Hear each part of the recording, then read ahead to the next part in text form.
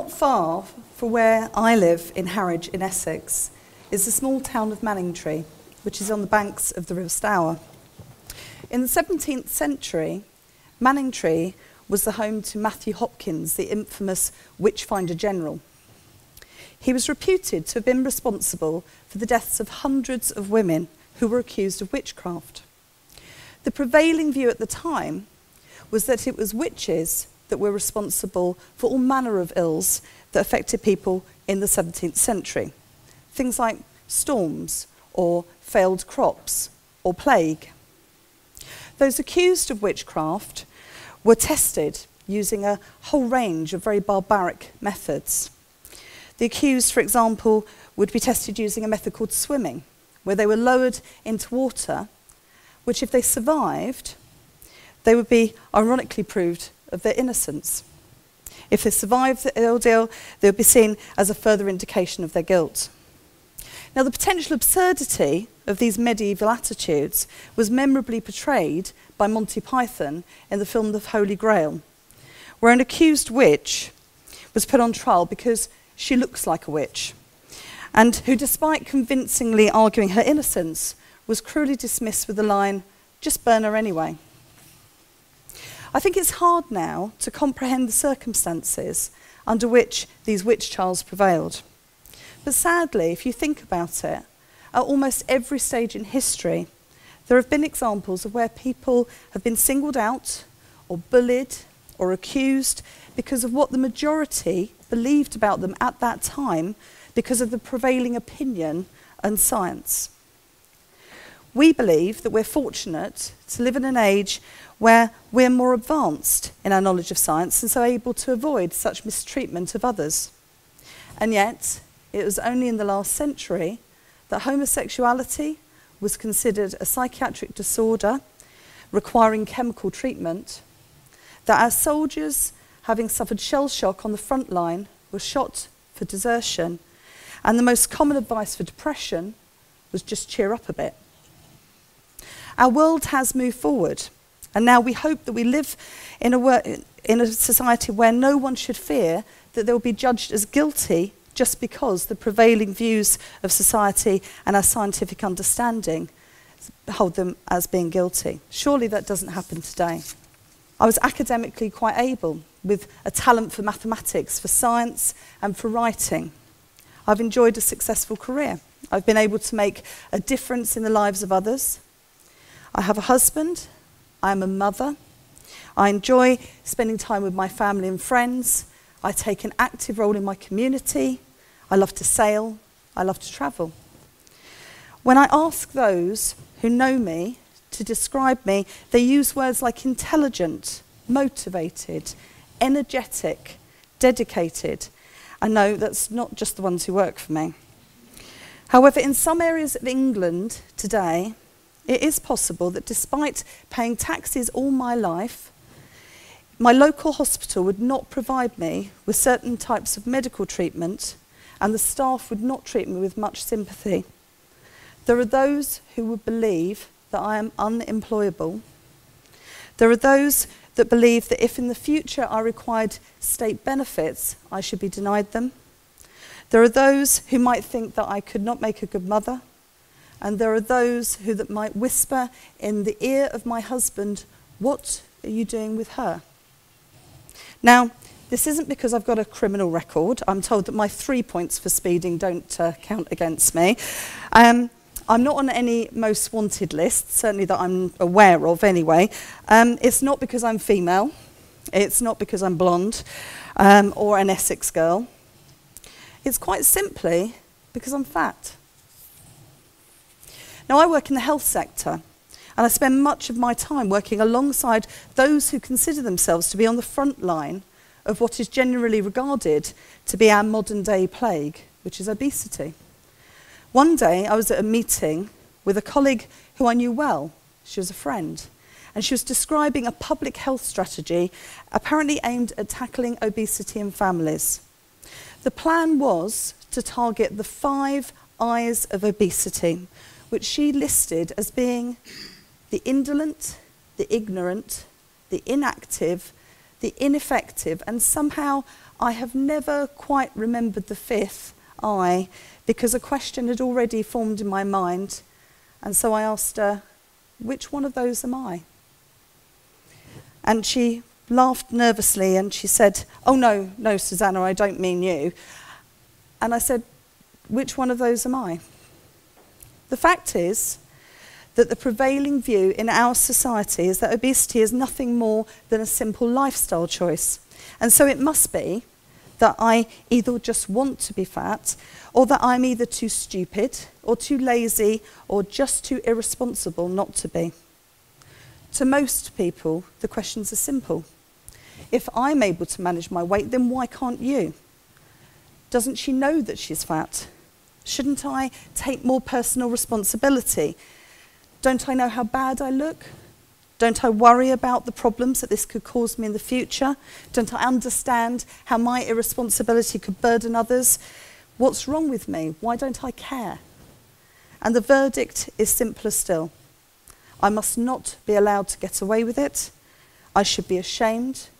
It's my fault. I'm guilty. Now, underpinning each and every one of those many accusations are, I think, three assumptions. The first is that in terms of our bodies, we are all created equal. The second, that there is a simple solution to excess weight, which is to eat less and exercise more. And the third, that those who seek to criticise the obese are simply trying to help. It's easy. So, are we all created equally? Well, this question is pretty easily answered if you take a moment just to think about the group that is, at least for me, probably the most annoying in modern society. And that is the smug slender.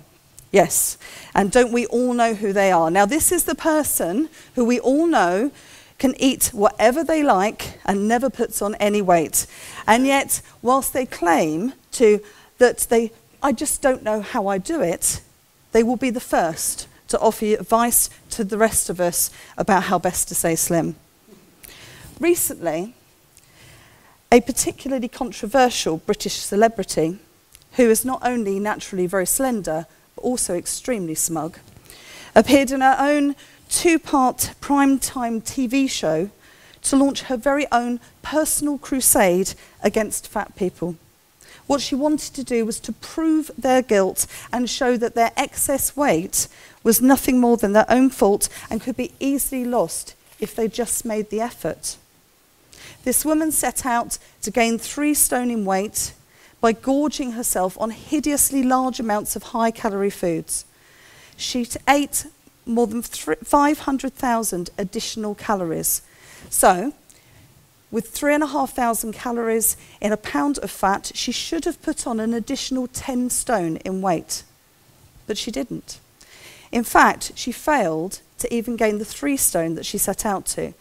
And then, as soon as she began eating normally once again, she instantly lost the excess pounds and returned not exactly to her original weight, but just a few pounds more than she was when she started. Now, what this TV show demonstrated was just what science has proved again and again, but somehow the media and society all too often choose to ignore, which is that when it comes to our weight, we are not all created equal. Believe me, if I had eaten 500,000 additional calories, I would have put on the whole 10 stone. I can't understand the contempt or the conscious lack of compassion that is all too often conveyed to the obese. However, I can see how difficult it might be that for somebody who is naturally slender and finds it hard to gain weight, it must be to understand someone like me who easily gains weight and finds it hard to lose and keep it off. So what about just accepting our very different bodies for what they are and following the very sensible sounding advice to just eat less and exercise more? Well, like others in my position, I'm a veteran of just about every diet and fitness program that there has been. I have listened to a never-ending range of smug, slender experts who are there to educate me about just how easy it can be to lose weight if I make just a few small changes. So, I've taken the stairs, I've Zumba danced, I've boot camped, I've counted my steps. I've eaten low fat, I've eaten low carb, I've eaten paleo. I've had red days, green days, fast days, cheat days. I've eaten low calorie, and for some quite long periods in my life, I've eaten nothing at all, apart from replacement diet shakes, soups, bars, amounting to less than 500 calories a day, otherwise known as a very low calorie diet. Currently, with all of the advice about clean eating, I am, like others, trying to exclude processed foods from my diet, which I'm enjoying. However, I can't help but smile at the irony that this, of course, requires me to exclude the diet soda and also all of the diet soups, shakes and bars that I was previously sold for the previously recommended low-fat, low-carb and very low-calorie diets. So it seems that perhaps a calorie is not just a calorie, and no matter where it comes from, I just wish that I'd known that back when I, like others, shunned my scrambled eggs for breakfast in favour of all of those bowls of processed cereal in the hope that we too could wear a trim red swimsuit on holiday. So, what about those who are all too quick to offer their advice to those of us who struggle with our weight? Well, there is no more public affliction that you can have than to be overweight or obese. If I were an alcoholic, a drug addict, a diabetic, or suffering from mental illness, you would not have known that about me the moment that I walked into the room. Being fat is the most public of problems, and it can often feel as though everybody has the right to comment on your body, your health, and even your soul. I'm quite staggered by the impact that my fluctuating weight can have on others around me. When dieting, as your weight loss becomes noticeable, everyone begins to greet you with that most dreaded of phrases, "Don't you look well?" Presumably, I looked pretty awful before. And so you diet a bit more until suddenly people stop commenting about how well you look, and they instead start to convey their huge concern that maybe you've gone too far, that you suddenly seem a little too thin, and that although you might not be becoming smug, you do seem in terrible danger of becoming as slender as they are. In our society today, we are judged by our weight, and whatever side of the equation we sit, we all know what is valued and what is not, which is why and how the slender can become smug, because they can naturally do something that others of us cannot. And that something is highly prized by society, and they know will always put them ahead. In another time and in another place, who knows, maybe I would have been more prized for my mathematical ability or my natural blonde hair, and maybe I wouldn't have cared so much about my weight. But of course I do. I care a lot. I've dieted again and again, sometimes eating nothing but food replacements for months on end and losing some quite staggering amounts of weight, but it always comes back. And I find myself back where I started until once again I can find the strength to get back up, back on the horse, and try once more. This heartbreaking cycle of losing and regaining weight, or as it's called, yo-yo dieting, is fairly typical for the obese, demonstrating just how hard the battle between your weight can be for those of us on the real front line.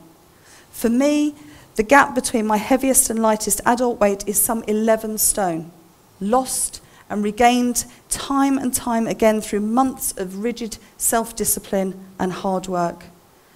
Achieving such dramatic weight loss is hardly the mark of the stupid, the lazy, or the unmotivated. Sticking to a diet of 500 calories a day, no matter what, takes not only dedication, but also nerves of steel.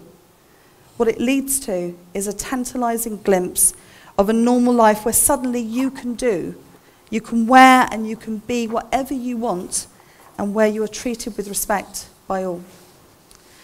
This kind of life loss is not particularly unusual. We all know people who do this, but what is rare, and is in fact only achieved by between 3 and 5% of dieters, is long-term weight maintenance. In the USA, the National Weight Control Registry tracks around 10,000 people who are in this small minority group who have lost weight and kept it off. What this group shows us is that in order to be successful, you need to be prepared to live a life that prioritises weight management above pretty much all else. Being hyper-vigilant about your weight, remaining on a perpetual low-calorie diet, battling feelings of hunger and exercising every single day. So yes, weight loss and weight maintenance is possible, but this and other studies show that it is not easy. In fact, maintaining significant weight loss is very hard indeed. Perhaps it's not that surprising that so few keep it up in the longer term. After dieting, your body and brain combine forces to make absolutely sure that your weight is restored to what your body considers your set point to be. And in more than 95% of cases, it succeeds. The bottom line is that at size 12, I may look more like you, but believe me, I'm not. I don't expect that I will ever fully understand what it is that, despite everything that I've achieved in every other part of my life, I remain simply unable to do what it seems everyone else is able to. I've known so many others who have travelled the same path, and pejorative terms like indolent and ignorant are not those that I would use to describe these extraordinary people, for whom, like me, their weight is a constant battle, a curse, a hindrance, an embarrassment. Living with the reality of obesity teaches you a unique set of values: humility, generosity, empathy, understanding, and an intelligence about how to survive in a world that often treats you so harshly. An intelligence about how to cope when you can open a newspaper, turn on the TV, overhear a conversation, or just simply be told straight that your life, your love, your opinion is simply worth less. Bit by bit, science is gradually beginning to unravel the many complex factors that it seems affect our weight as individuals. There is evidence that everything from our genes to how much we sleep, our gut bacteria, nutritional deficiencies, and even how we think could all affect our weight. It seems that weight gain and weight maintenance is indeed a far, far more complicated business than just balancing our calories in and our calories out. As our understanding of obesity becomes more sophisticated, better treatments will, I'm sure, emerge. But we need something else. We need, as a society, to develop a new narrative that is more realistic about how hard the challenges of obesity really are. Obesity is hard to understand, it's hard to live with, and even harder to recover from. Our current prevailing view presents obesity as a lifestyle choice which is easy to fix. This is not only wrong, but has also served to vilify and betray a generation of those affected. If instead we can acknowledge obesity for what it really is, a long-term condition which is actually hard to address, then I think that we may finally begin to help millions to make real progress in tackling our 21st century plague. Thank you.